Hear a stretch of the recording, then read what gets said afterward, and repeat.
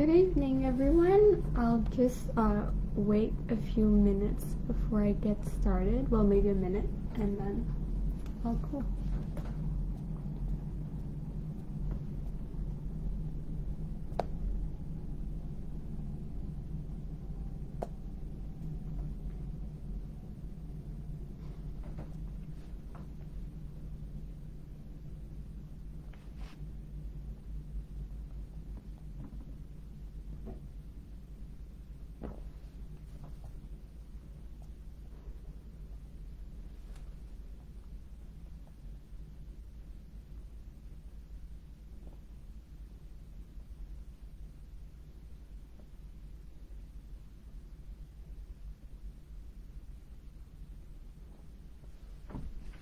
Okay, so I'll begin.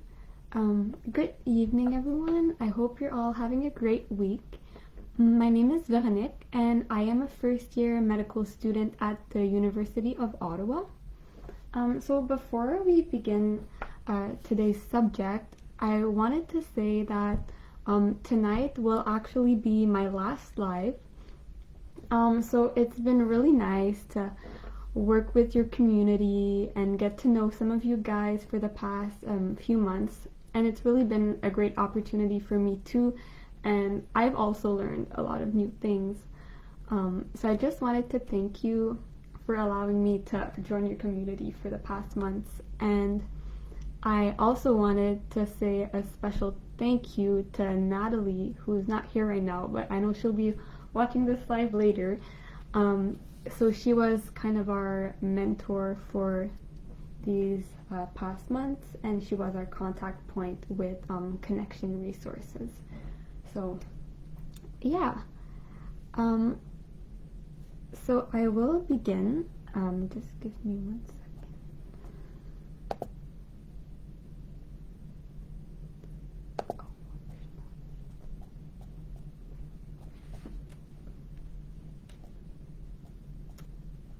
Yes, okay. I thought I was connected with the wrong account, but I think we're good. So I will begin. So today's topic is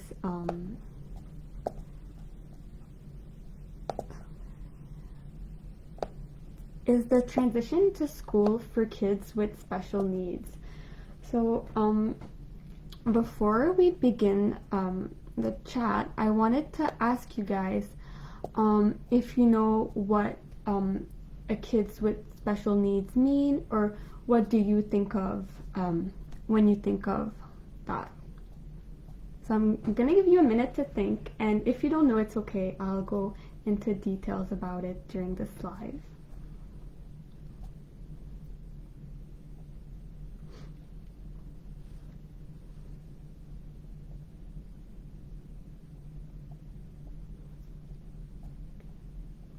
Good evening, Natalie. So I just asked if what do you think of, or do you know what a kids with special needs refers to? Yes, exactly. So it's children with a disability.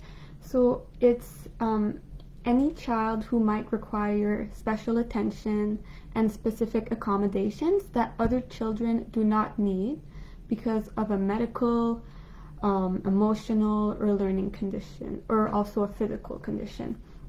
So they can include communication delays and disorders, physical disabilities, and neurodevelopmental disabilities.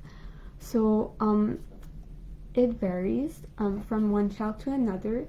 And so today I want to start by talking about the importance of transition and the extra challenges that kids with special needs and their families may face during the period of transition from to school for the first time. And then I will go over some strategies and resources to help you throughout these transitions. So if at any point you have any questions or comments, just leave them in the chat, and I'll be happy to answer them. So the transition to school is an exciting and stressful time for every kid and their family. However, kids with special needs may experience more anxiety or difficulties adapting to the transition, which is why I think it's such an important topic to address. It can also be a very stressful and overwhelming time for parents who are trying to facilitate as much as they can this big transition for their child. So for this live, I really wanted to try to make the presentation as simple and straightforward as possible, because the amount of information and resources online can be very overwhelming, and I experienced it when trying to summarize it for this presentation. So I ended up finding a super great resource created by the Office des Personnes Handicapées du Québec. So this is a government agency that helps increase the social participation of people with disabilities. So I'm gonna put the link to this guide in the chat, and during this presentation I'm gonna highlight some of the key elements that some of the key elements of that guide, and I'm gonna put down the pages where you can find them.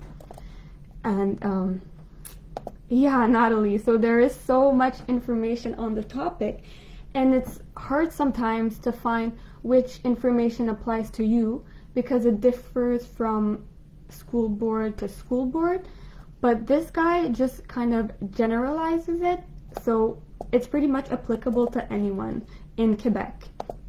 And what's great about it is that it's also bilingual, which I found it was really hard to find good resources for people in Quebec in English, but this one is in both languages, so that's awesome. So I put it down. Yes, Natalie, I actually found it on Connections portal. So, and at the end I'm going to talk about some other resources that they also have on their website, but it's a super great starting point, and you know the resources are very reliable on there. So the agency created a complete guide to the education of your child with a disability. So I'm going to start, as I said, by highlighting some of the key elements in this document. And I don't know if you can see the message. I think it's there. Yes, perfect. There's the pages for every of these elements. So number one thing I wanted to talk about in this guide is the calendar for actions with a view to schooling my child. So this calendar gives you an idea about when to start thinking about important factors and when to take the next steps. So this is what the calendar actually looks like. So they divided the process in 7 blocks, starting the year before your child begins school, and then it guides you up until during his first school year. So just like for an example, in the first block, first column, it says the year before my child begins school. So in the second column, it gives you ideas of the things you could start thinking about, such as the question of the transition from childcare to preschool and choosing the school that meets your child's needs. And for each of these pointers, if you aren't sure about the way to approach it, it's indicated in brackets where to find it in the document. So every little steps that they give you an idea to think about, it refers to another part of the document that goes into depth about how to approach it. Yeah. So it's a pretty big document. I think it's around 80 pages, but you can refer to the calendar first and then decide on which steps you might need more info, and then you go and link it back. So it's pretty easy to use. The calendar also indicates important dates, such as the date you need to enroll your child by, and when to start thinking about getting the board to evaluate your child. And once again, if you're overwhelmed and unsure of how to do these things, the section to which you need to refer is indicated right beside it. So I thought this resource was wonderful because it really gives you access to all the information you need in one single document. So it's very straightforward. The second thing that I wanted to talk about in this document is the Portrait of My Child document. So this short doc is a great way to introduce your child to the administration of the school where you would like him to be educated. So this document was created by Jean-François Martin. It was created by Jean-François Martin, the father of Carl, a student with Down syndrome.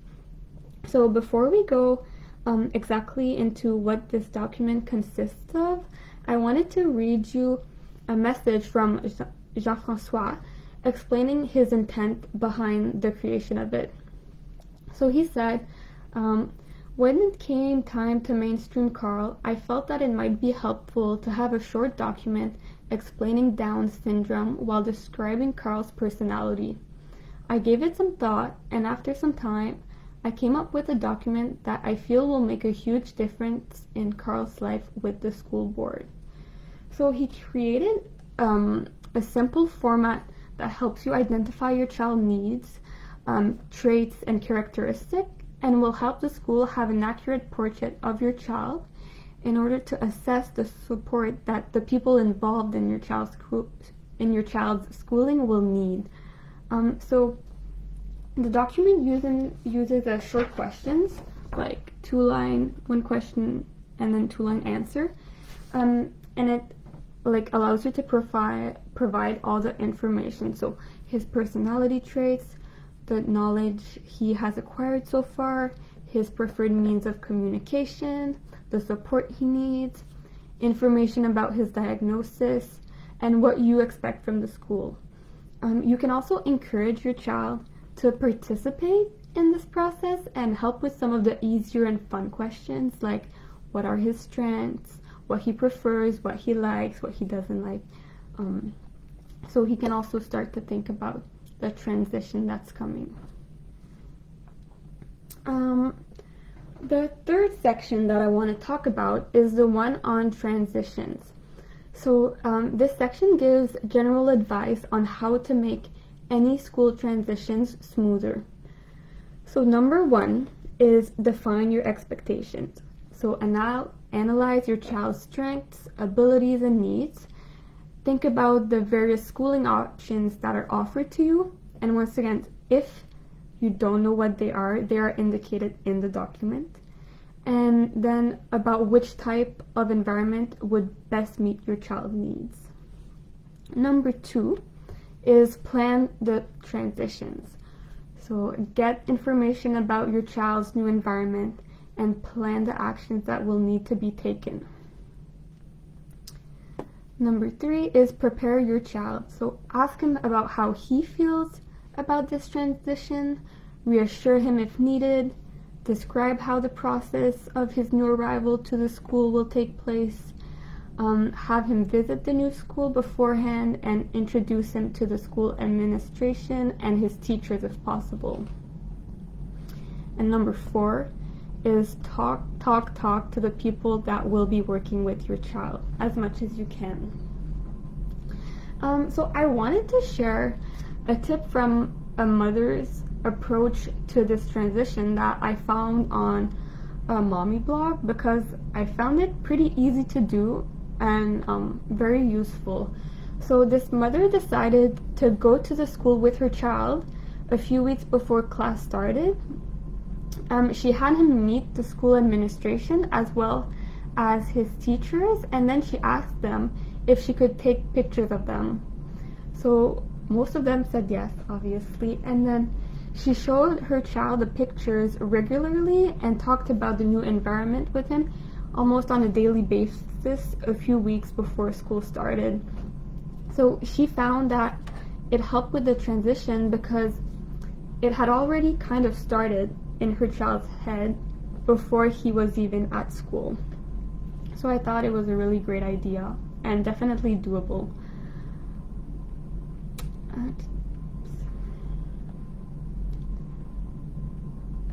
So this was a brief overview of the document that the agency has put together, but it's really an amazing resource, and they have done a great job regrouping all the information in a single document.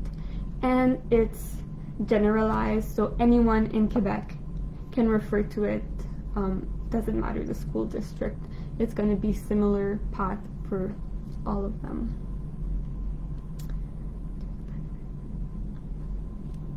Yeah, thanks, Matt. So if you are looking for more I have a question in the chat. So